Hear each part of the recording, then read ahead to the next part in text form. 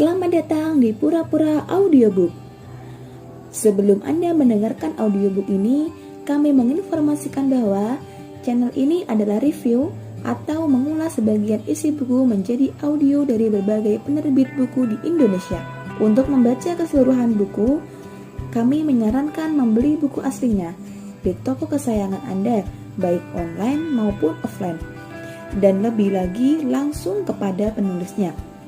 Keberadaan channel ini dimaksudkan untuk membantu Anda mendapatkan pengetahuan dari buku-buku kesayangan Anda.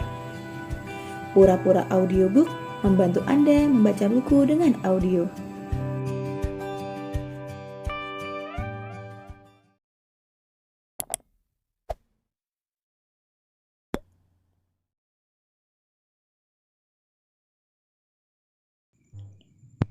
Puisi-puisi yang selalu menemukan cintanya sendiri. Tahun 1981, Budi Dharma menulis sebuah esai berjudul Milik Kita, Sastra Sepintas Lalu. Esai itu pertama-tama dimuat dalam Kompas edisi 9 November 1981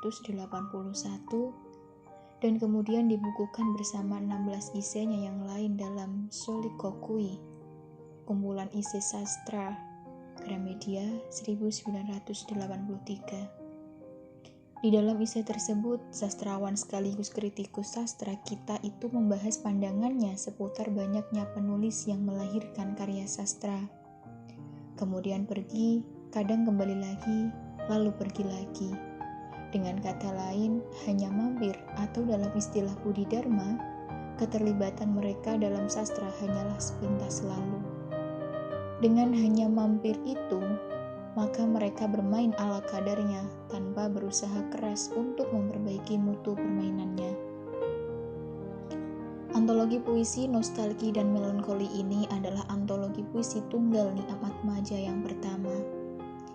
Bahwa penganggitnya bisa kita harapkan bukanlah penyastra sepintas lalu, maka itu pertama-tama bisa kita lihat dari rekam jejaknya di dunia sastra yang sudah lumayan panjang.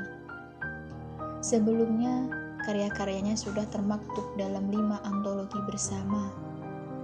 Tahun ketika Nostalgi dan Melankoli ini terbit adalah tahun ketika sang penulis merupakan Ketua Komite Sastra Dewan Kesenian Pati yang dia jabat sejak tahun 2015.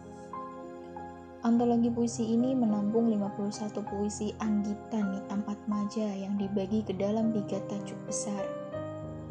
Risalah 16 puisi, Cerita Cinta 15 puisi, dan Ayat Kopi 20 puisi. Jika melihat dari tarikh yang terkadang dicantumkan di akhir puisi, baik berupa tahun ataupun bersama dengan bulan, maka nampaknya ke-51 puisi itu ditulis dalam rentang 2014 sampai 2017.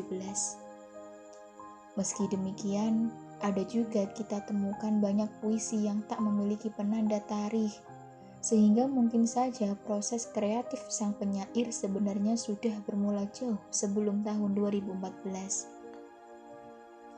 Lihat misalnya dalam biodata singkat penulis dicantumkan bahwa puisi-puisinya ada yang sudah termuat dalam antologi bersama rilisan Dewan Kesenian Kudus dari Dam Sengon ke Jembatan Panenggel tahun terbit 2013. Sementara itu, penyusunan puisi-puisinya sendiri tak didasarkan pada urutan kronologis, sebuah metode yang akan menyulitkan penelaahannya, akan tetapi di sisi lain memudahkan penikmatan puisi-puisi itu sendiri. Pembagian ketiga tema atau katakanlah tajuk berupa judul besar yang merangkum sejumlah puisi sendiri bukanlah sesuatu yang baru. Kita bisa menemukannya sebagai sesuatu yang juga sudah dilakukan beberapa penyair kita sepanjang waktu. Misalnya pada antologi buku puisinya Hartojo Anangdijaya yang terbit tahun 1973, Notasi Pendosanya Acep Iwan Saidi yang terbit tahun 2007, ataupun Pledoi Malin Kundang Indrian Koto yang terbit tahun 2017.